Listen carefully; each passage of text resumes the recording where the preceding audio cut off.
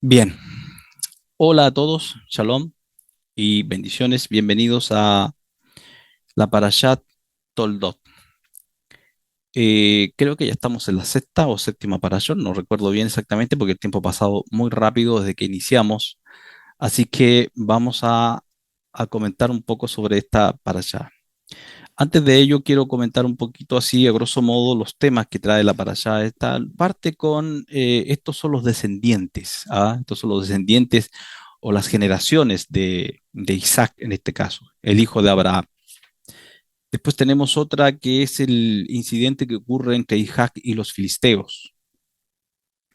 Luego tenemos otro tema más, cuando Isaac comienza a abrir los pozos que habían cegado los filisteos, que los había abierto Abraham antes, en los tiempos, claro, que estaba vivo, obviamente, había abierto muchos pozos Abraham, y los filisteos los habían cegado. ¿Y qué hace Isaac ahora? Como todo hijo que tuvo un padre grande o un padre no grande, sigue sus pisadas, está abriendo los pozos que había abierto su padre y que otros los habían cegado, que él sabía que estos pozos sí daban agua, aunque hay algo más allí, algo más profundo que espero podamos hablar un poquito de ello. Tenemos el casamiento de Sap, hijo de Isaac, con dos mujeres que no eran de la familia digamos, de Abraham, sino que eran de los otros pueblos que habitaban en Canaán, cosa que, bueno, trajo tristeza tanto a Esab como a Rivka, a ambas. Luego tenemos las bendiciones de Isaac a Jacob y a Esab. Ahí tenemos toda la historia de que eh, aparentemente Jacob toma, toma usurpando la bendición de su padre, cuando en realidad no lo hace, ¿ah? Desde un punto de vista bien explicado y desde sin quitarle ni ponerle, sin quitarle ni ponerle, sin querer arreglar tampoco, pero en realidad no usurpó nada. O sea, los tiempos estaban hechos para que así fuese, pero nada más que había ocurrido algo con su padre Isaac, que no solo sus ojos físicos se habían nublado, dice que ya estaba ciego, sino también un poco su visión espiritual no estaba clara en sí, su vista espiritual, su capacidad profética lo había abandonado por algunas razones y por lo tanto la capacidad profética la tenía muy activa su mujer Rivka y ella asume todo lo que ocurre ahí. Pero no quiero partir con eso, sino que eso fue un poco mencionar la temática que trae la parashá.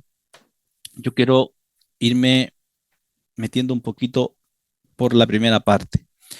Estos son los descendientes de Abraham. Abraham fue padre de Isaac, de Isaac. Bueno, una de las cosas que más de una vez yo he pensado, y creo que lo he pensado cada vez que he leído eh, un listado de descendencia. ¿Por qué la Torá o por qué los profetas se han ocupado de poner listas de descendientes? Aquí tenemos una lista muy pequeña, es muy poco lo que tenemos aquí porque son los descendientes de Isaac, pero en el capítulo 10, por ejemplo, allí tenemos, en el capítulo 10 de Bereshit, tenemos una tremenda lista, una tremenda lista que allí de los hijos de Noah se salen los descendientes tanto de los tres hijos de Noah mismo, bueno, sus tres hijos y los descendientes de sus hijos, y cómo se reparten ellos entre las naciones, entre las 70 naciones padres o madres, digamos, que dan origen después a todos los pueblos de la tierra que tenemos hoy. Entonces, la pregunta que uno se hace, ¿por qué la Torá gasta espacio, gasta letras en genealogías de este tipo y por qué las está mostrando? Y bueno, han ido pasando los años y uno por naturaleza va adquiriendo un poco más de conocimiento y vamos entendiendo un poco más de la Torá, de que la Torá no traerá nunca nada sin sentido. Todo lo que la Torá trae hasta un punto, hasta una coma, aunque esas cosas lo pusieron los sabios luego, porque la Torá fue escrita completamente junto, sin separaciones, sin puntos, sin comas. Todo lo que ha venido después, bueno, es producto del avance, digamos, de la gramática, etcétera, etcétera. pero todo, todo lo que está escrito ahí, incluso hasta la forma de una letra, si es una letra pequeña, si es una letra grande, si es una letra deformada, si una letra está alargada, todas esas cosas tienen sentido y significado en la Torá. Eh, y estamos nosotros, para hilvanar esto y conectarlo por donde quiero ir, por donde quiero ir, es eh, que estamos en el proceso en que se están desarrollando las generaciones de los hijos de Noah, en este caso, pero tenemos primero una primera parte, que estuvo la generación de Adán en sí. Bueno, ¿qué ocurre con Adán? Eh, Está escrito en los sabios, los libros de los sabios de Kabbalah, que cuando el Eterno creó al primer hombre, Adán, Harishon, el alma de este Adán, al momento de comer del árbol de la ciencia del bien y el mal, del conocimiento del bien y el mal, su alma fue dividida en 600.000 partes. Entonces, lo que estamos viendo ahora ya, con el avance que llevamos del libro, del texto de Bereshit, que, nos está mostrando los orígenes del universo, la cosmogonía, los orígenes del alma, los orígenes de los sucesos que han de venir sobre nosotros, la bajada del alma del mundo de Briá al mundo de Asia, en que estamos aquí, al mundo físico, la toma de un cuerpo físico también, y también toda la formación emocional que tenemos ahora, Seirampin. Entonces, cuando uno tiene esas cosas en mente y ya conoce un poco de eso, nos damos cuenta de la importancia de las generaciones. ¿Por qué? Porque si de un alma fue dividida en 600.000 personas, ya tenemos allí que una fue dividida en una tremenda familia, 600.000. Y cada una de esas 600.000 partes fue dividida en otras familias más, en otros clanes, en otras ciudades, hasta que al final llegamos a lo que tenemos hoy, países.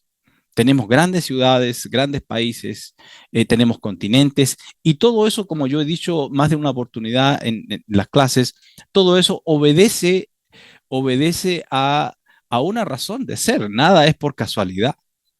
Todo tiene una razón de ser. Por lo tanto, entonces, que se mencionen las generaciones en la Torá y no pase este detalle, y que no sea simplemente una cosa para el lector que no está preparado o que no iniciado en el conocimiento de las escrituras, de la Torá, eh, ese lector, claro, no va a entender y puede que sea un aburrimiento para él leer una genealogía.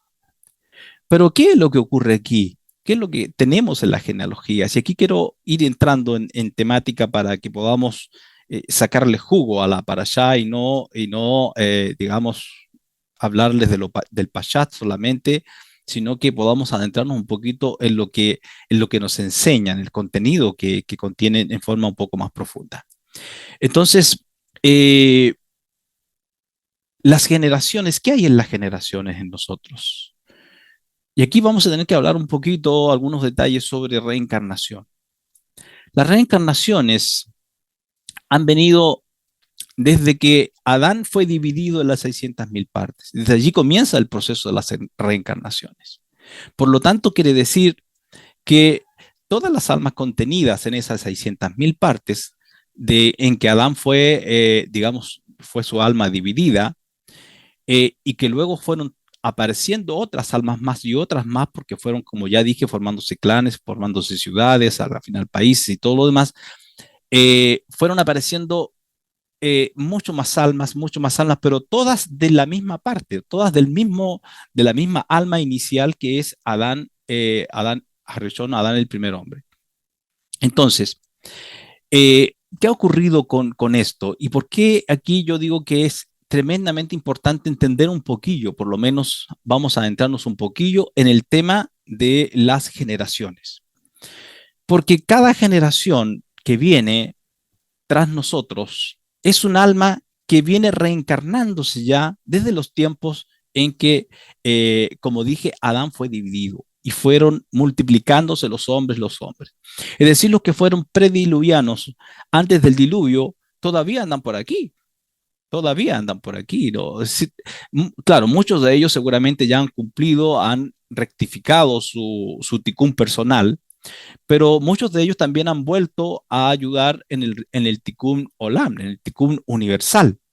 Entonces, eh, los que ya han superado todos sus, digamos, sus dificultades, todos sus hierros, todos sus infortunios, todas las cosas que generaron ellos en su conciencia, con esto del bien y el mal dentro de sí, con esta capacidad de poder generar eh, ideas negativas, de poder generar lo que conocemos como, que se conoce comúnmente como pecado, que es het, que es desvíos, que es apartarte de los mandamientos del Eterno, de todo lo que nos ha entregado en la Torá como modo de camino, como leyes universales, eh, como le por favor, bajen el... Eso, gracias, eso. No, no enciendan sus micrófonos. Como leyes universales, entonces, estas leyes universales todas vienen, inicialmente venían por Torah oral, de maestro a discípulo, de padres a hijos, y había una Torah inicial, habían leyes universales para cumplir inicialmente. Entonces, todo esto es un proceso que se ha ido dando de crecimiento para las personas, pero todos trayendo en sí esta energía negativa que se llama la inclinación al mal, la inclinación al mal. Entonces, ¿qué ha pasado en las generaciones? ¿Qué es lo que ha sucedido y por qué es lo que quiero llamar la atención de la importancia de las genealogías? Que como cada persona trae, y todos tenemos esta inclinación al mal, hemos generado distintos caminos. Está escrito por ahí en alguno de los profetas, en alguno de los libros del Tanakh, que el Eterno hizo al hombre inicialmente bueno, pero ellos, dice, buscaron distintos caminos y caminos negativos. Y ahí entramos entonces en los conflictos que empezamos a tener como seres humanos. Empezaron a ver los primeros asesinatos, empezaron a ver las primeras enfermedades, empezaron a ver los primeros incestos, empezaron a ver los primeros conflictos entre clanes que luego fueron creciendo, creciendo y fueron heredándose paulatinamente de una generación a otra. Entonces luego vamos descubriendo cosas nosotros que si le ponemos atención a una genealogía y si nos ponemos atención a nuestra propia genealogía, y aquí les voy a hacer una sugerencia, que hagan ustedes un, un trabajo muy importante, ¿eh? Que pueblos antiguos como el pueblo hebreo, por ejemplo, ellos conocen su genealogía por muchos antepasados atrás, porque eso es tremendamente importante. ¿Por qué? Porque como son las mismas almas, las mismas Neshamot que vienen reencarnándose en una vida, otra vida, en una vida, por ejemplo, fueron el abuelo, en la otra vida pueden ser un nieto, en la otra vida pueden ser un hermano, pueden ser un tío, pueden ser el papá, etcétera, etcétera, pero todos vienen en el proceso de reencarnación y lo que ocurre es que vienen repitiéndose los patrones de los que ya vivieron y no lograron ellos digamos, hacer su ticum, su rectificación, porque no entendieron cuál era su trabajo, porque no le pusieron atención a su vida y la vivieron simplemente como una bestia salvaje o digamos en sus primeros instintos, simplemente a nivel de nefesh o a nivel de instinto animal o vivieron su vida a nivel emocional, solamente a nivel emocional, pero nunca tocaron o se acercaron al nivel de Neshama, que es el nivel más elevado, que también está relacionado directamente con el nivel de amor. Porque el nivel más elevado de conciencia, que está relacionado con la Neshama, obviamente, el nivel desde mi punto de vista más elevado de conciencia que podemos alcanzar los seres humanos es el nivel de amor. Y amor en general, ¿ah? Amor en general. Porque cuando tenemos amor en general, primero nos amamos a nosotros mismos, segundo, amamos a quien esté a nuestro alrededor. No tenemos acepción de persona con quien esté a nuestro alrededor. Amamos a nuestra familia, obviamente, amamos a nuestro vecino, quien sea, amamos de cualquier forma, porque hemos llegado al nivel de conciencia más elevado que podemos llegar los seres humanos, que es amar, querer. Entonces, cuando una persona en su vida, en su proceso de vida, digamos un abuelo nuestro, vivió en un estado de vida muy, muy solamente de su cuerpo físico, de sus instintos. Cuando llegó y vivió toda su vida así, lo más probable es que nuestro abuelo haya cometido muchos errores. ¿Por qué? Porque su forma instintiva no lo hacía razonar más allá que la forma que puede razonar un animalito en sí. Y eso ha ocurrido mucho, sobre todo en generaciones más pasadas. Y ahora también, en realidad, pero pareciera que el tiempo pasado ocurría más, porque en realidad hay un poco más de adelanto ahora. O, o puede ser que una persona que vivía completamente eh, a nivel de emocional, y era completamente emocional. Entonces, la persona emocional generalmente es una persona que cae mucho en enfermedades. ¿Por qué? Porque la emoción habita, o la emoción es la que genera la enfermedad. Y la persona solo descubre en toda su vida que las emociones que le vienen son emociones solamente para enfermar. Y no descubre que las mismas emociones que pueden traerle la enfermedad le pueden traer la salud también. Porque la persona en un momento determinado, por ejemplo, una persona que se cría en un lugar, en un ambiente de mucho dolor, de mucha angustia, enfermedades, depresiones, eh, muertes muy seguidas, muertes catastróficas, etcétera, de familiares en sí. El aprendizaje de los niños que nacen en una familia así, en su gran mayoría, no en todos, no en todos, felizmente no todos, pero muchos de ellos o más de uno en esa familia va a creer que la vida es justamente eso que está viendo vivir a su mamá, que está viendo vivir a su papá, o está viendo vivir a sus hermanos, o a sus tíos, o a sus abuelos. Entonces, no comprende porque nadie le explica que, eh, que eso no es general, es decir, no es algo que él tiene que tomarlo, es decir, que eso no es la vida, sino que la vida tiene mucho más cosas que eso, muchas cosas más importantes que ese niño puede escoger y llevar y desarrollar en su vida. Bueno, ese padre, esa madre, ese abuelo, ese tío, si no llega a alcanzar el conocimiento para recuperarse y curarse y sanarse, ¿qué es lo que va a ocurrir? Entonces, un niño, un joven o quien sea va a replicar o va a repetir un patrón que lo está viviendo en su casa. ¿Y dónde? ¿Y qué es eso, su casa? Su casa es su genealogía. Y a veces no es una persona que está viva la que se replica en el carácter de esa persona en el niño o en la niña.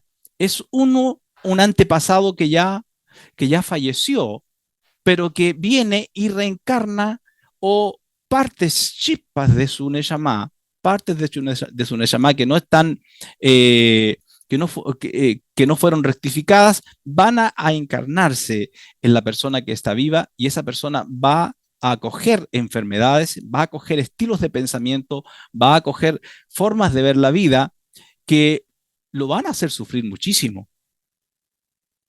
Entonces, cuando nosotros tenemos la información de quién era mi abuelo, quién era mi bisabuelo, mi tatarabuelo. Voy a entender yo y observo yo a mi familia.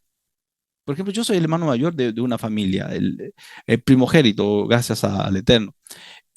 Yo tengo información y estoy dedicado justamente estoy dedicándome muchísimo a recopilar información de mis antepasados.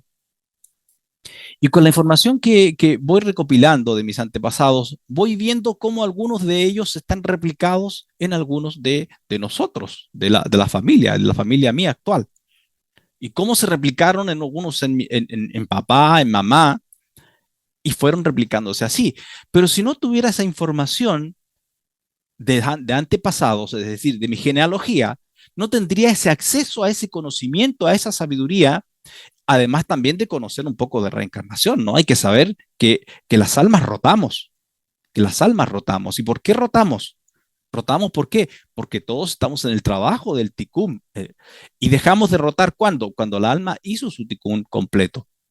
Entonces, toda su neshama es subida y es guardada en los mundos superiores y no tiene que volver a reencarnar a menos que sea un sádic, un gran sabio que quiera venir a ayudar y a enseñar acá a la tierra.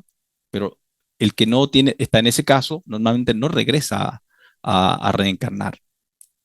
Entonces, como pueden ver ustedes, la Torá eh, cuando nos habla de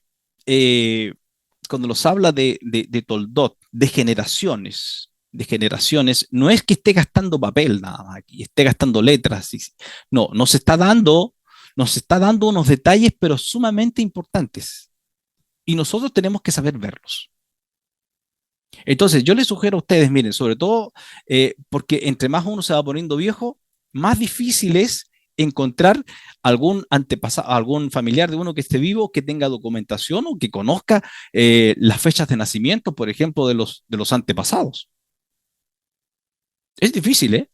Es difícil. Entre más uno se pone viejo, porque se van muriendo, ¿no? Se van muriendo los tíos, fallecen los papás de uno, luego los tíos, y después a quien le pregunta a uno. Luego te queda el trabajo de ir, recorrer de pueblos, ir a los registros civiles, y que es un trabajo bastante grande, pero vale la pena hacerlo. Vale la pena hacerlo, porque cuando uno tiene esa información, uno puede ir sanando su árbol genealógico, no solamente el propio de uno, sanando su propia vida, su propia Neshama, de lo que viene arrastrando de otros, incluso de impregnaciones de Neshamot sobre las vidas de uno o de algún familiar.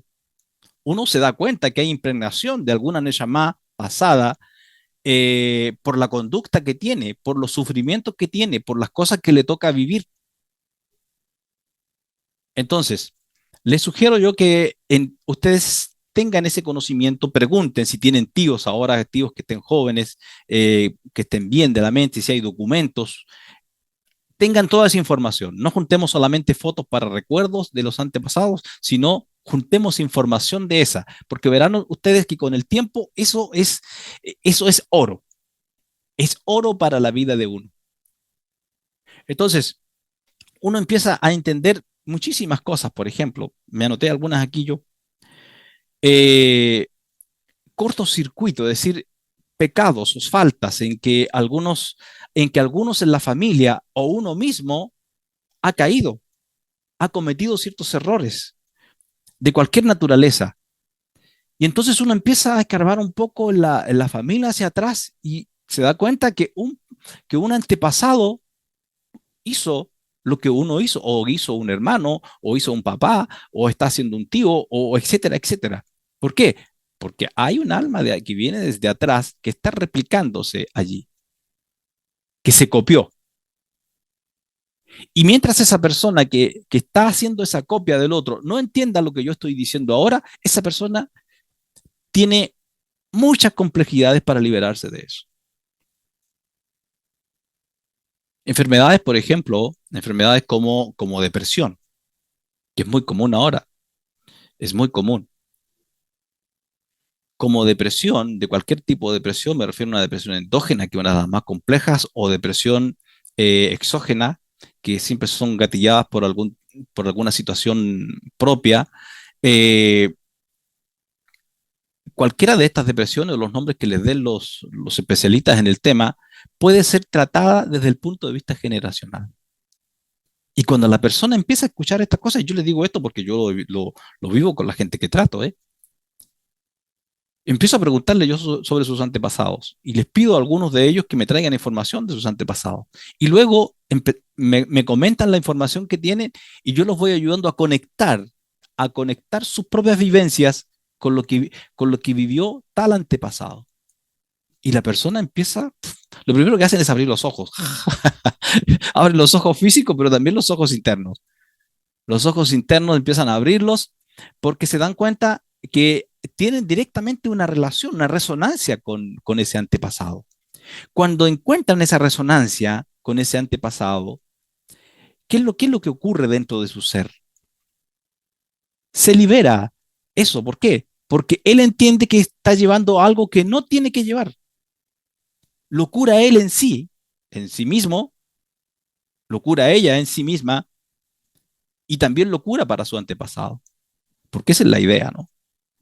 Esa es la idea, de poder curar no solamente el que está aquí en la vida presente, sino curar también la herida del otro que no pudo curarse, digamos, la enfermedad que no pudo curarse nunca, sino curar ese sufrimiento que una parte de esa Neshama que ya no está físicamente aquí, pero está en cierto punto como impregnada en quién la está viviendo en el tiempo presente. Y lo más importante que ocurre con esto de las generaciones es que cuando nosotros somos capaces de resetearnos, de resetear y liberar, de hacer esta liberación generacional y darnos cuenta, observar esto como puse ejemplo de la depresión, ¿no? De conflictos, gente conflictiva en la familia, que siempre está armando un lío de cualquier forma, ¿eh? Porque gente que no para de hablar, que no se guarda ningún secreto, y entonces generan conflictos de una u otra forma. De alguien viene eso. Cuando la persona se da cuenta que alguien había así en su familia y ocurrían las mismas cosas que están ocurriendo con su vida, dice, caramba, esa es mi resonancia. Entonces hay una impregnación allí de esa energía de la Neshama de esa persona. Enfermedades de cualquier naturaleza, personas, por ejemplo, que yo recuerdo tenía un compañero hace muchos años atrás en un trabajo que él le tenía terror al cáncer. Y éramos muy jóvenes en esa época. Yo, a ver, creo que ambos teníamos más o menos edades parecidas. Él era mayor que yo un par de años. Creo que él tenía unos 23 años y yo tenía 21 años, una cosa así. Y me acuerdo que una vez conversando, me dijo, mira, hay algo que a mí me pasa y que no lo he podido superar nunca. No lo tenía superado en esa época. Me dijo, yo le tengo terror al cáncer, porque mi familia, o sea, mis tíos viejos, todos han muerto de cáncer. Entonces uno dice, pero ¿cómo es posible que en una familia todo el mundo muera de cáncer? Algo ocurre, algo ocurre con esa enfermedad en esa familia. Entonces, yo en esa época no sabía nada de las cosas que ahora entiendo. Y el cáncer está relacionado siempre con tristeza. Siempre que hay un cáncer, que una persona hace un cáncer, inicia un cáncer en su vida, es por tristeza. Tristeza y una persona que vive muy, eh, que no vive en libertad, que no se siente libre, que vive con un espíritu oprimido. Tristeza y miedo y oprimido. Entonces, qué es lo que hace eso? Se produce un conflicto emocional. ¿El conflicto emocional cuál es? La tristeza, el miedo y la opresión. Luego eso genera un conflicto físico. ¿Y cuál es el conflicto físico? Que las células reciben la orden de sentir lo mismo, estar siempre como aprisionadas, estar siempre como la persona no genera la energía vital desde sus células, no tienen esa energía de la libertad, sino están allí literalmente formando lo mismo que la persona está sintiendo mentalmente. Opresión y tristeza, opresión y tristeza. La célula empieza a secarse. ¿Por qué? Porque no siente la energía de la vida, no siente la energía vital girar por su cuerpo. Recuerden los que conocen un poco más de Kabbalah, que algunos han estudiado conmigo, que el árbol de la vida tiene una energía vital que desciende, que llamamos el rayo, ¿no? El rayo, y desciende por Keter. Entonces ese rayo va girando, hasta que al final llega hacia. Es como si por nosotros, digamos, entra por nuestra parte más elevada aquí, y podríamos decir la pineal, que está dentro en la zona de la cabeza, la pineal entra por la coronilla, entra la energía vital y va repartiéndose por todas nuestras sefirot en el cuerpo, que no tienen una ubicación así, digamos, exacta, está aquí, está allá, una, la otra. No, es un mapa que tenemos para guiarnos un poco. Son energías que giran en nosotros ahí, constantemente, la sefirot. Entonces, esas energías van girando, y sabemos que hay una sefirá, que es la sefirá de Da'at. La sefirá de Da'at administra toda esa energía que va allí, es como la sangre de nuestra Neshama, de nuestras almas, de nuestras partes espirituales, que van fluyendo allí. Entonces, cuando ese fluir de la energía vital se empieza a estancar, no fluye, porque la persona es presa del miedo, por ejemplo, y la sefirá de Geburá, que es la sefirá del rigor, está muy potente sobre esa persona, y le tiene miedo a salir a la calle, tiene miedo a subirse a un autobús, tiene miedo a ir, no sé, al centro a hacer un trámite y un montón de cosas. ¿Qué es lo que está ocurriendo con esa persona? Tiene una clipada en una sefirá, una clipada, es decir, tiene una cáscara en una de esas energías que evita que la energía vital siga fluyendo y inunde toda la Sefirot y circule por todos los canales que tenemos de circulación de energía. Entonces, ¿qué tenemos allí? Obviamente una persona que empieza a tener energía estancada es como el río cuando se estanca y dejó de correr y dejó formada solamente unos charcos por allí. ¿Qué pasó con los charcos? El río venía con agua muy viva y traía peces y habían animalitos y todo bien y podían beber los animales y uno también del agua, pero luego el agua se estancó en un momento determinado, se cortó, se formó un pozo y vino el sol y empezó el agua a calentarse y empezó a llenarse de microorganismos.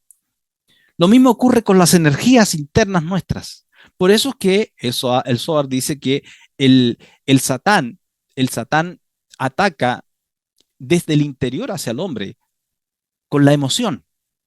¿Y cómo ataca con la emoción? La emoción estancada. Fíjense lo que les voy a decir aquí, que es muy simple lo que les voy a decir, pero muy potente y muy poderoso. Muy profundo, quiero decir.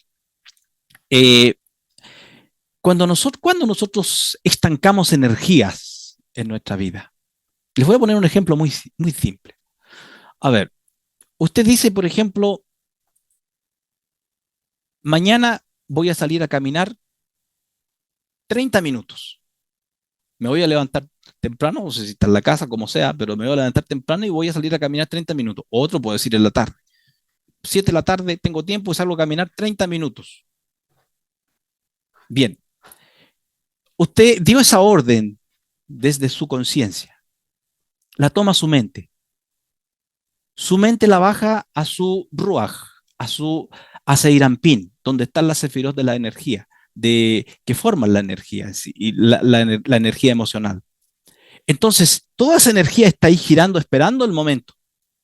Y nuestro inconsciente está preparado con la orden lista para qué. Llegaron las 8, el que dijo las 8, llegaron las 7 de la tarde, el que dijo las 7 de la tarde, ¿para qué? Para que yo esté preparado, pum, y salga y vaya a caminar esos 30 minutos. Pero ¿qué ocurre cuando yo, en lugar de hacer lo que dije que iba a hacer, no hago? ¿Qué pasa con esa energía? Si no sé canalizarla, esa energía que se estanca. Y después resulta que al otro día la persona dice, nuevamente, voy a salir a las 8.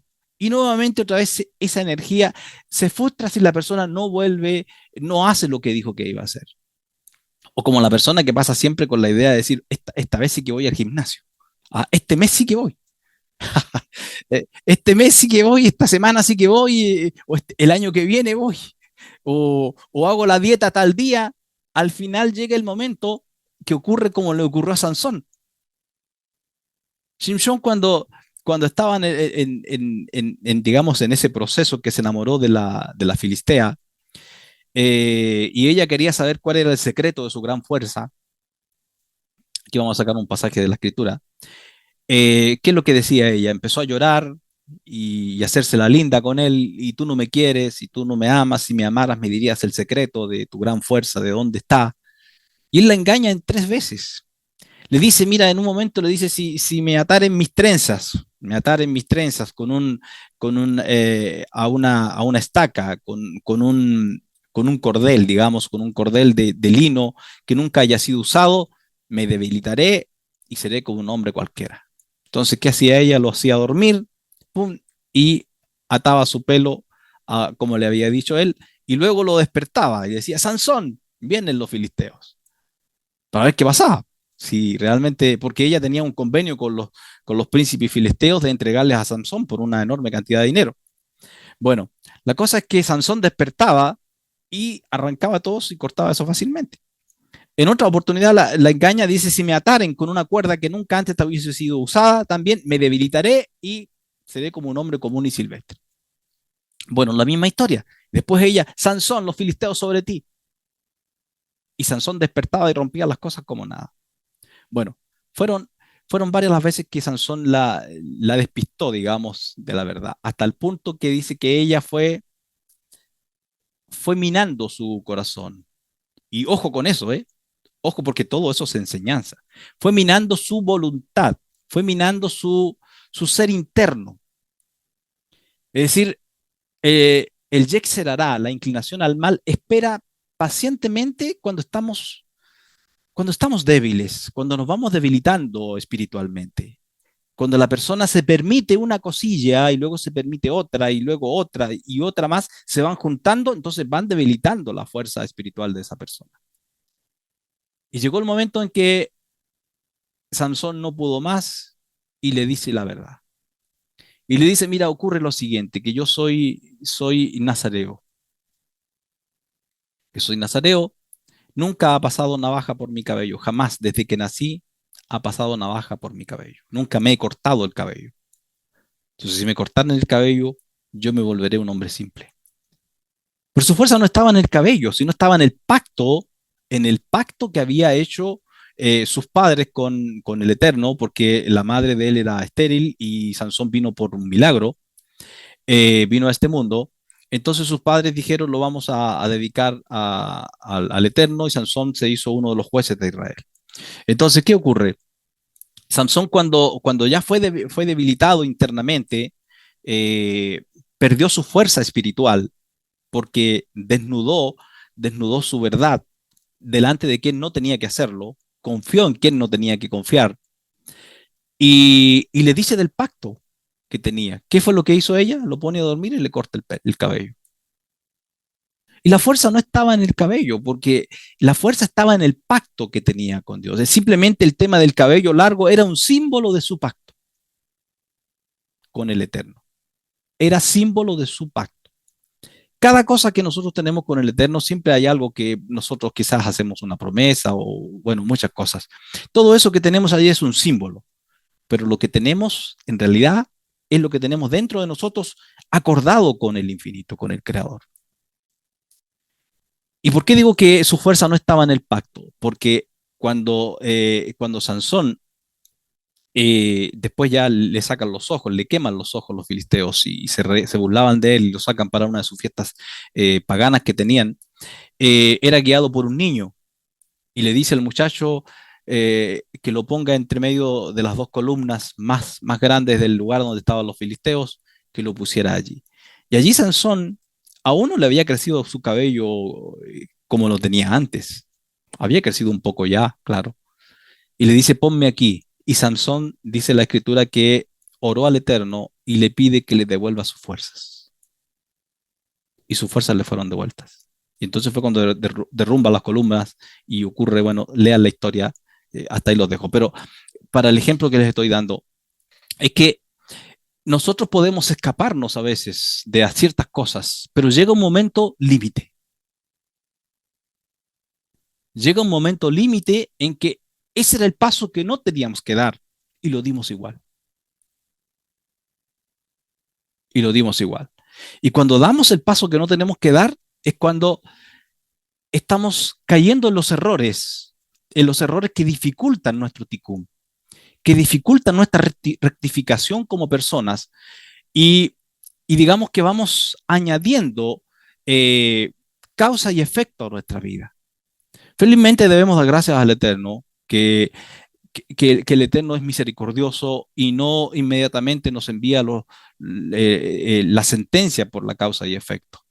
Si estuviéramos guiados solamente por el sistema Dios, el sistema DIM, el sistema de juicio, vendría la sentencia en el momento, enseguida. Y seríamos, yo creo, como ocurrió con aunque allí también actuó el Eterno, digamos, Yuhei Babhei, en el diluvio, pero dice que fue Dios el que dijo, lo mismo que ocurre en los primeros capítulos del Génesis. No siempre estará mi espíritu con el hombre, porque el hombre ciertamente es carne, es decir, es simplemente instinto, no ha subido a sus niveles superiores. Le hemos dado tiempo. Yuhei Baohei dice eso, le hemos dado tiempo para que se eleve, para que de ser carne física, de ser hombre instintivo, le hemos dado tiempo para que suba a Ruach, tenga sentimientos, no ha subido. Lo hemos dejado tiempo suficiente para que suba a Neshama, donde hubiera encontrado el punto de misericordia, no subió. Por lo tanto, no podemos dejar que continúe. Bueno, entonces, estaba diciendo de las cosas que pueden ocurrir con nosotros y cómo podemos liberarnos nosotros eh, de de estos elementos que podemos arrastrar de antepasados. ¿Dónde están estos secretos? Están en las genealogías. Entonces, las genealogías que tenemos en la Torá, señores, no son para aburrirse. Ahí están los secretos de qué? De la reencarnación, están los secretos de la transmisión de pecados, de faltas, de errores, de enfermedades, de conductas negativas que se van transmitiendo de familia en familia. Y por eso está escrito, por ejemplo, a ver, en Éxodo, está escrito que dice que el Eterno visita la maldad de los padres sobre los hijos hasta la tercera y cuarta generación, siempre y cuando estos hijos continúen en los mismos pecados de los padres, porque no es una cosa así tajante también. ¿Ah? Pero cuando no se conocen los mandamientos, no se conoce el camino para seguir, porque la Torah es eso, ¿eh? La gente que no entiende lo que es la Torá y leen claro, una traducción de la Biblia y que igual tiene su mérito porque algo llega igual, pero y no conocen realmente el significado profundo de las escrituras, eh, tropiezan en ella, tropiezan en ella y creen que es una locura lo que está aquí. Pero en realidad la Torá tiene todas las soluciones a nuestros problemas, porque la Torá lo que nos enseña es las leyes universales. Fíjese lo que está escrito en los libros de los sabios, el Zohar, eh, y está escrito en los proverbios también del rey Salomón, que la sabiduría, refiriéndose a la Torá personificada en la sabiduría, cuando estaba ocurriendo la creación, Dios, el sistema Dios, se deleitaba en ella, miraba en la Torá y construía. Miraba en la Torá y, digamos, edificaba el universo, el mundo. Y separaba una cosa, hacía esto, hacía lo otro, y se deleitaba en la sabiduría, que es la Torá. La Torá contiene todos los secretos de cómo está hecho este mundo. Entonces, ¿por qué nos pide la Torá que nosotros estemos atentos a ella y la aprendamos y la conozcamos? Porque cuando vamos conociendo los secretos de la Torá, como estas cosas que yo les estoy hablando ahora,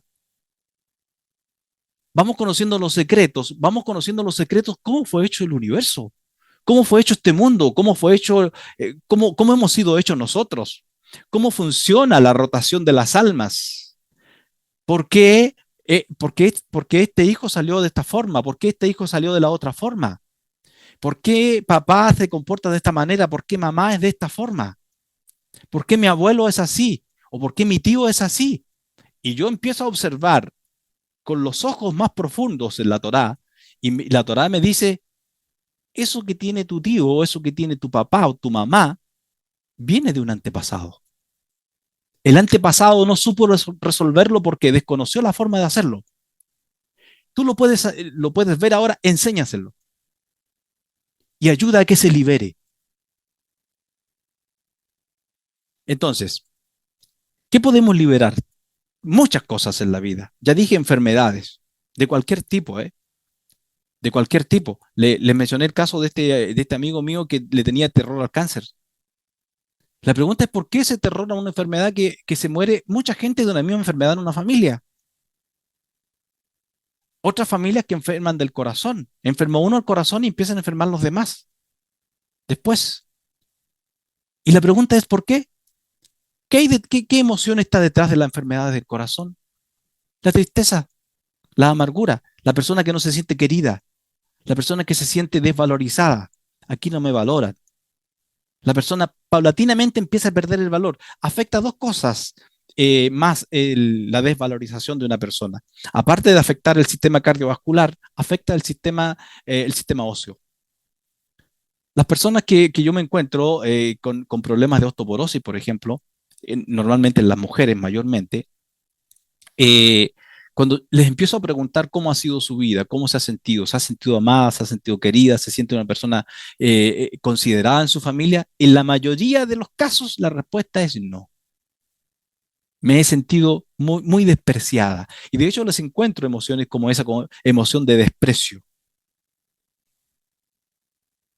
Entonces, ¿qué otras enfermedades hay? Bueno, eh, pobreza es otra cosa. La pobreza también es algo que viene, es una conducta repetida. La persona recibe dinero y no sabe ni cómo se le va. ¡Pum! Lo recibió, recibió mucho dinero y se le fue y se le fue y se le fue. Otros reciben poco, pero como le florece como, no sé, de milagro. ¿Por qué? Porque no trae el que pierde rápidamente su dinero, tiene que buscar que él le explique por qué lo pierde así, si él no lo sabe y no lo puede entender. Porque hay una abertura en su campo, en su área, en su vida, en su ser, provocada desde un antepasado, posiblemente una energía heredada de un antepasado, que está haciendo que esa persona no pueda retener, que no pueda manejar, que no pueda entender cómo manejar el dinero. Entonces, allí están atrapadas las ideas, por ejemplo, no, es que mi papá, mi mamá, mi abuelo, todos eran pobres, muy pobres. Entonces, yo también tengo que ser pobre, muy pobre. Y todo mal en mi casa, todo desaliñado, todo patas arriba, qué sé yo. ¿Qué es eso? Es una forma de pensar. Y esa forma de pensar es lo mismo que un lazo. Es lo mismo es lo mismo que un clavo, que una persona está atada a algo, con un lazo o atada, pegada con un clavo a algo, ¿a qué? A un pensamiento, a una forma de pensar. ¿Y qué nos revela la Torá? ¿Qué nos revela la Kabbalah? Que lo que el hombre siente en su corazón, lo que crea en su conciencia, eso es Kavaná, eso es Kavaná. Y cuando estamos creando nuestra conciencia, estamos luego trayendo a la existencia, es decir, a nuestra vida diaria, a lo que nos acontece, a nuestros acontecimientos, estamos trayendo eso que estamos anclados en nuestra mente.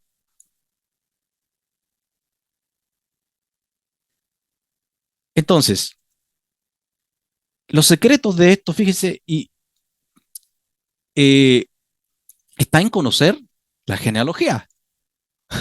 Alguna persona dirá, sí, pero si mi abuelo era terrible, pues conozca a su abuelo. Sepa lo más que pueda de su abuelo, de su abuela, de su bisabuelo, porque son cuatro generaciones. Son cuatro generaciones para ver que no estemos nosotros caminando por alguno de los caminos que caminaron nuestros antepasados. Porque entonces la ley que está escrita, que es una ley universal, eh, tenemos un choque ahí, porque estamos haciendo el mismo cortocircuito en el sistema universal, en las leyes universales creadas por Dios. Una vez que aprendemos eso, cambiamos nuestra conciencia y empezamos en lugar de generar, por ejemplo, enfermedad, porque la persona que, miren, un ejemplo les voy a dar aquí. Un, un niño o una persona que se crió en una familia donde, como dije inicialmente, dije cuando comencé con esto de dar los ejemplos, se cría en una familia que siempre hay enfermedad. Siempre, o es una cosa o es la otra. El niño empieza a formar su identidad emocional, Seirampin, Ruach, empieza a formar su identidad y luego cree que que la enfermedad es normal en su vida y se le ancla en su ser. ¿Por qué? Porque vio a papá, vio a mamá, vio al tío, vio al abuelo, vio todo enfermo, todo el mundo siempre enfermo. Entonces es normal ir al hospital, y inyecciones y esto otro y esta cosa y lo que sea. Normal. Trae esa idea, pero no es normal. Si usted entiende esto y decodifica esto en su mente, en su corazón, y dice, no es normal que yo esté completamente o siempre enfermo, o siempre pobre, o que no me alcance nunca el dinero, lo que sea, no es normal. Usted lo entiende y lo comprende y luego de eso se preocupa de ver qué es lo que usted está pensando equivocadamente, qué tiene anclado en su mente equivocado con respecto a eso y lo transforma y lo cambia y los resultados serán distintos. ¿Por qué? Porque su cabana, porque su energía de Dios, su energía de su Neshama estará puesta no al revés, sino estará puesta correctamente. Porque el mal que ocurre en nuestra vida, que ya sea una enfermedad, escasez, lo que sea, es bien, pero que está mal puesto, entonces no entra en la cerradura. Y la persona cree que es así. Es como, yo creo que alguna vez todo, no sé, pero a mí me ha pasado que alguna vez he visto una persona que se ha puesto una pieza de ropa y se la pone mal puesta porque pensaba que era así, como, como la chilindrina. ¿Ustedes se acuerdan de la chilindrina, no? Siempre andaba con el chaleco que se ponía torcido en la espalda. Bueno, era un personaje humorístico, ¿no? Pero en la vida real hay personas que usan alguna herramienta, que usan algo en su vida y lo llevan siempre al revés. Y uno dice, ¿por qué esta persona usa esto así? Y alguna vez le he preguntado a alguien, es que pero que acaso la llevó mal, y se sorprende porque uno les pregunta eso. Y cuando uno les dice, es que lo lleva mal, no es así, eso no se usa así. Y yo no lo sabía, siempre lo hacía así. ¿Se fijan? Cómo el inconsciente nuestro nos maneja y cómo inconscientemente una chispa de una Neshama, de un antepasado que no resolvió sus problemas, puede estar superpuesta en nosotros. Y podemos tener una impregnación en nuestra vida, o algún hijo nuestro, o algún hermano nuestro, o algún familiar nuestro tiene impregnaciones de un familiar que siempre llevaba lo mismo y luego lo vemos en un familiar cercano nuestro. Ayudamos a persona a liberarse de eso y se cura. Y se cura rapidísimo, ¿eh? Rapidísimo. ¿Por qué? Porque nosotros vivimos desde nuestra conciencia. Lo que tenemos allí es lo que manifiesta nuestro exterior. Y recuerden también que está escrito en el libro del Pirkei Avot de nuestros sabios. Por el camino que vas, es decir, bueno, estoy parafraseando, por el camino que lleva tu conciencia, tu voluntad, tu vibración, por ese camino te encaminan desde arriba. Allí la luz simple, Orpashut, simplemente replica lo que yo estoy mandando que replique. Entonces, si yo creo que es normal que la enfermedad esté en mí, pues voy a vivir enfermo toda la vida. Pero si yo me revelo a eso y digo, ¿por qué? Yo no voy a heredar esto a mis hijos. Yo no voy a heredar debilidad a mis hijos. Yo no voy a heredar debilidad a mis nietos. No voy a heredar debilidad a mis alumnos, a mis estudiantes. No, no, yo voy a heredar, ¿qué cosa? Fortaleza, libertad, verdad. Y me voy a esforzar con eso. Porque tenemos que tener un esfuerzo, ¿no? No nos van a llegar las cosas así como así nomás. Porque el sistema llamado Dios, mire, el sistema que tenemos llamado Dios es tan perfecto cuando lo vamos entendiendo que en realidad todo está hecho con su solución. Todo está hecho con el lío. El lío aparece por ahí, pero también está la solución dentro del mismo lío. Solo tenemos que saber encontrarlo. Por eso que cuando yo les he mencionado más de alguna vez este ejemplo de cuando Moshe están frente al Mar Rojo y están frente al Mar Rojo y vienen los egipcios para, para destruirlos. Y Moshe, ¿qué hace? Clama al Eterno y el Eterno le responde, le dice, pero ¿por qué clamas a mí? ¿Por qué clamas a mí? Mira, le está queriendo decir, el sistema Moshe está tan bien hecho que la solución está ahí y está ahí, no la estás viendo. Entonces, di al pueblo que marche y tú toma tu vara y extiéndela y divide las aguas.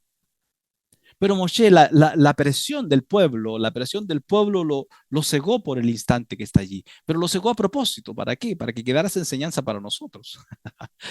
Porque si Moisés ve todo, no hubiéramos visto este detalle tan importante que estoy explicando aquí. Bueno, entonces, el estado de la conciencia. Ahora miren, otro elemento que el tiempo se me está pasando, pero creo que el tema está bueno, ¿eh? Eh, el estado de la conciencia en el momento de engendrar los hijos es tremendamente importante. Porque hablé también de que podían cometerse errores como por ejemplo incestos y un montón de errores eh, que ocurren por todos lados, ¿eh? Por todos lados. Las familias que han sido libradas de incestos deben agradecer al Creador. Debemos agradecer al Creador cuando en las familias hemos sido librados de este tipo de cosas. Y los que han vivido este tipo de cosas sepan que hay solución para sus problemas. Siempre y cuando ustedes quieran tomar la solución y entenderla y asumir. asumir en qué me quedo. ¿Me quedo en la amargura? ¿Me quedo en la tristeza? ¿Me quedo en todo eso? ¿O me perdono a mí mismo, perdono todo lo que haya ocurrido y saco una vida nueva? ¿Y de dónde la saco? Como el mago del sombrero. No, la saco desde mi ser interno. Nazco de nuevo. Cuando el maestro le dice a Nicodemo, que era un gran maestro de Israel, le dice, de cierto te digo que si no nacieres de nuevo, no podrás ver ni entrar en el reino de los cielos. Y Nicodemo, sabiendo perfectamente de lo que estaba hablando el maestro, pero igual le pregunta, porque entiende con quién está hablando. Nicodemo era un tipo muy sabio, porque entiende que está hablando allí no con un maestro como los que él había conocido, está hablando con un maestro muy grande, que está hablando de algo mucho más allá de lo que él conocía y sabía. Entonces, generalmente se interpreta a Nicodemo como, pero que como tan torpe, un maestro de Israel no sabe esto. Incluso el maestro se lo dice, pero ¿cómo es tú? Un maestro de Israel no sabe esto. Lo que pasa es que Nicodemo entendía que si Yeshua estaba diciendo algo como eso, era algo que sobrepasaba lo que sabía Nicodemo. Entonces, el maestro estaba hablando de un nacimiento que lo podemos hacer cuando lo necesitamos. Cuando lo necesitamos, fíjense, es decir, el, ¿cómo se llama? El acceso para lo que necesitamos siempre está abierto, siempre está abierto, siempre hay un portal abierto. Solo nosotros tenemos que querer hacer las cosas. Tenemos que querer, tenemos que desear hacerlo de corazón y ponernos en camino, porque ese es el otro punto. El otro punto es que la gente dice y nunca hace, y luego se quejan. Dicen, no, que esto sí, estoy animoso y por un rato, y pasa el rato y no lo hacen. Entonces luego se quejan, todo mal, pero cuando tuviste el momento de hacerlo, no lo hiciste. Entonces, causa y efecto está hecho este mundo y nosotros hacemos causas. En el mundo superior no se moverá nada si nosotros aquí no nos movemos abajo primero. Fíjese lo que digo, ¿eh? ¿Por qué? Porque nosotros tenemos pies para caminar, tenemos un cuerpo para hacer, para activar.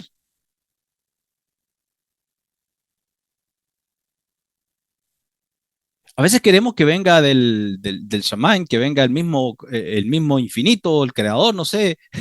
Bueno, el infinito no va a venir porque eh, no quedamos nadie parado acá. Eh, pero creemos que, no sé, que va a venir un malaje extraordinario y va a ser tremendo escándalo en mi casa con luces por todos lados y va a venir a ayudarme. ¡Pum! No, el Eterno nos manda cosas de acá. No sé si conocen una historia que es muy conocida de lo que es judaísmo o de lo que es Kabbalah, que había un hombre que estaba en un lugar y que se estaba ahogando. Entonces él pedía a Dios y ayúdame, ayúdame que me ahogo, ayúdame que me ahogo. Entonces viene un señor en un bote. Esto lo cuenta cada quien, lo cuenta su pinta, así que yo le voy a contar a mi pinta. Eh, Viene un señor con un bote y se acerca y le dice, oye, ven, que te ayudo, yo te ayudo a subir. No, no, no, dice, y sigue ahí con el lío, con el agua le va subiendo, le va subiendo, le va subiendo. Y sigue él pidiendo, padre, ayúdame, ayúdame con esto. Luego se acerca otro más en otro bote, una barquilla más grande. Oye, hey, te vengo a ayudar, vi que estabas en problemas. No, no, no, no, sí, tranquilo, no pasa nada. Y seguía, cuando ya estaba hasta arriba, el tipo finalmente se ahoga y le pregunta después, llega, digamos así, lo vamos a decir así, llega al Shamain, al mundo superior, y le dice al Eterno, ¿por qué no me contestaste mi oración? Te estaba pidiendo, pidiendo, pero ¿cómo que no te contesté? Te mandé un barquero, luego te mandé otro, luego te mandé otro. ¿Y por qué no tomaste la opción? Las opciones están en nosotros, están en nuestras acciones, están en nuestras intenciones, está con nuestro vecino, con esto, con allá, está con la calle, está con caminar, está con salir a tomar sol si estamos enfermos, está con salir a tomar aire, salir del encierro. O sea, tenemos por todos lados las soluciones. Entonces, lo último que quiero comentar un poco. Eh, ¿por qué, por qué vienen niños al mundo o personas al mundo con corazones tan locos, con mala intención, porque los padres en el momento de engendrarlo no tenían la intención correcta. Entonces, allí tenemos también los ejemplos de nuestros antepasados, que muchos de los familiares que hemos tenido que han sido problemáticos y complicados y que han hecho cosas barbáricas en la familia, fueron engendrados a veces por un hombre borracho o una mujer borracha o un hombre que lo único que veía en su mujer era un pedazo de carne o viceversa, ¿no? O vaya a saber uno qué pensamientos habían en la persona en el momento en que engendraron a ese hijo. ¿Qué es eso? Es traspaso. Porque recuerden que somos los mismos. Recuerden que Adán fue dividido y todas las almas que nos rodean, todas son la misma.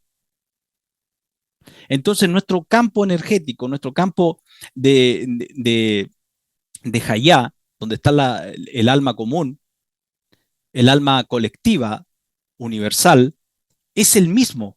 Entonces, ¿qué hacemos nosotros al momento de estar con la esposa, si en edad de reproducción y esas cosas están con una mujer en ese caso? ¿Qué pensamientos tiene que tener la persona? Los mejores pensamientos. Debe haber una unificación entre el hombre y la mujer, de amor, de amor. Ese es el ingrediente perfecto. Hay ciertas meditaciones que se pueden hacer, pero en ese momento yo no sé si alguien se podrá acordar de las meditaciones cuando está con la pareja que ama y que quiere. Bueno, posiblemente se pueden hacer antes, no sé. Pero, ¿qué es lo importante de esto? A ver, ¿qué es lo importante para que no tengamos ningún tipo de dogmatismo? No, que tengo que hacer esta meditación y soluciona todo. No. Lo importante es cuando una pareja se une, sobre todo los matrimonios que están en edad de engendrar hijos todavía, lo importante que tiene que haber en ellos es amor.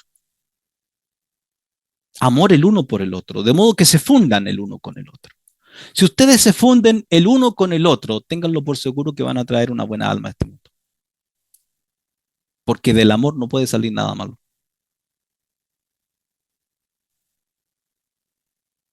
Entonces,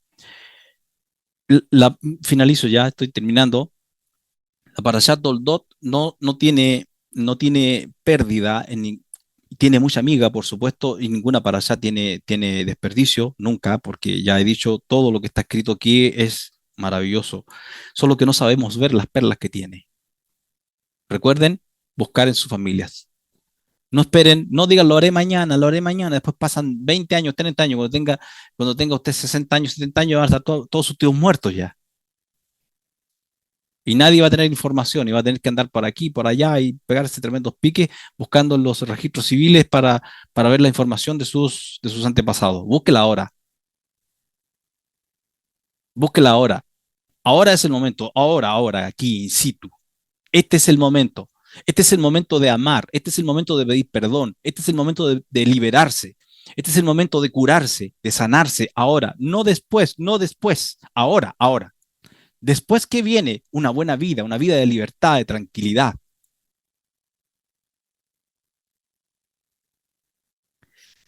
Entonces, lo último que menciono de acá ocurre con Isaac, ocurre también con su padre Abraham, que le salen las dos esposas estériles. Y fíjense algunos detalles que ustedes no sé si se habrán fijado, yo creo que sí, ¿no? Yo creo que todos están leyendo las parashot. Eh, Abraham sale a la tierra que el Eterno le habla, le dice una tierra que yo te voy a indicar. Entonces, si Dios me está indicando, si el Creador me está indicando algo que va a ocurrir, uno dice, caramba, esto debe ser muy interesante. Y lo es, y lo es. Pero ¿saben qué? Puede estar un poquito disfrazada de algunas cosas que no imaginamos. Por ejemplo, cuando Abraham llegó a la tierra de Canaán y está un poco tiempo allí, al poco tiempo vino una tremenda hambruna y no tenía que comer. Vaya tierra, ¿no? Vaya, vaya paseíto que lo sacan y le dice el Eterno, vete para ti, vete por tu bien, al lugar que yo te diré. Y resulta que el lugar que le dice no hay ni que comer. Y además de eso, después cuando tiene que bajar a buscar comida a Egipto, ¿qué pasa con el faraón? Le roba a la mujer. Y no le ocurre solamente una vez eso, le ocurre dos veces a Abraham. A Isaac también le ocurre lo mismo, que llega un momento aquí, está en la tierra prometida, la tierra que debía fluir leche y miel, que también hay una hambruna y resulta que también le roban a su mujer, Elimelech, uno de los filisteos, de los príncipes de los filisteos, o rey de los filisteos. Entonces, ¿cómo explicamos esas cosas? Que Dios nos hace una invitación a un lugar y que de repente todo como que se vuelve raro, se vuelve difícil. A ver por dónde vamos, a ver qué conciencia tenemos. A ver, el Eterno no necesita probarnos para saber quiénes somos. Obviamente Él sabe quiénes somos. Los que no sabemos de qué estamos hechos y cómo tenemos que irnos formando somos nosotros. Entonces, benditas las circunstancias difíciles que nos han tocado en la vida, pero que las hemos superado. Y en la fidelidad, ¿cómo sabemos cuando somos fieles? ¿Cómo sabemos cuando una mujer es fiel con su marido? Porque es fiel en las buenas y las malas. Cuando el marido tenía mucho dinero y cuando se quedó sin nada. O a lo mejor lo conoció sin ni un cobre, pero lo amó. Y pasaron los años, y pasaron los años, y los años, y los años, y a lo mejor duró mucho tiempo eso, pero de repente vino la riqueza. ¿Qué es lo grandioso de eso? Que esa mujer estuvo con ese hombre no por la riqueza que tenía, sino por él. Entonces, cuando nosotros seguimos al Eterno, cuando seguimos en el camino de la emuná, ¿dónde se ve nuestra fidelidad a Él? ¿Se ve en los tiempos en que todo va muy bien? ¿O se ve en los tiempos cuando viene una hambruna? Y Dios no decía nada, calladito, silencio, como que todo lo que tenía que hablar lo había dicho. ¿Y ahora qué tocaba? Vivir por emuná, vivir por emuná. Bueno, yo desde los 11 años de mi vida que estoy conociendo del Eterno, porque no lo he conocido y nunca lo conoceré todo, obviamente, pero desde ese entonces que sigo esto y no he parado. Y debo agradecer al Eterno por la fuerza que me ha dado, porque eso ha hecho también que yo pueda superar muchas cosas de mi vida. Solo uno sabe lo héroe que es para sí mismo. Solo uno lo sabe, ¿ah? Y no tiene que saberlo nadie más, no importa. Lo demás es del ego. Con que uno sepa quién es, qué cosas le ha tocado superar, qué cosas le ha tocado que vivir en la vida es más que suficiente. Y seguir adelante, siempre adelante, adelante, adelante. Que no entendemos a veces nada de lo que ocurre, no importa. No vemos nada tampoco, no importa. Ya empezamos a ver y empezamos a entender. Y cuando viene el proceso de ver, caramba, que vemos harto. Y cuando empezamos a entender, caramba, que entendemos harto también. Porque el Eterno no viene con pequeñeces luego, viene con cosas muy grandes. Bien, vamos a parar aquí. No tenemos tiempo para comentar más de la parashá, que queda muchísimo. Ya dije los pozos. Ah, esto último. Ahora sí cierro la toralla. Pero los pozos que fue abriendo Isaac, los pozos que fue abriendo Isaac eran pozos que él, bueno, está escrito en los libros de los sabios que él pretendía encontrar el, la roca que daba agua en el desierto de Miriam. Entonces es algo más profundo que simplemente cavar un pozo. Por eso dije cuando mencioné esto, es algo más profundo. Entonces porque ese pozo que él buscaba, era un pozo que no solamente daba aguas para beber y saciar la sed, era un pozo que también se decía en aquellos tiempos de que podía curar a cualquier mujer que estuviera estéril. Y ya saben ustedes que la mujer de Isaac estaba estéril. Y estuvo 30 años sin poder tener hijos, porque él la tomó por esposa a los 20 años. A los 20 años, creo que lo dije mal en la parasha pasada, me equivoqué en 2 años. Eh, Rebeca tenía 20 años cuando, no, sí, claro, 20 años, bueno, parecido, entre 18 y 20 años. Y cuando le nacieron los hijos, cuando fue padre, Isaac tenía 70 años. Entonces fueron 30 años de espera, 30 años de espera, un largo tiempo, ¿no? Bueno, entonces ellos esperaban encontrar ese pozo y además ese pozo también tenía, obviamente, conexiones y portales portales superiores, a otras conexiones, a otros niveles de conciencia muy, muy elevados. Entonces, por eso es que abrió tantos pozos, abrió muchos pozos, cientos de pozos, que los filisteos los cerraban y que él los volvía a abrir y volvía a salir agua.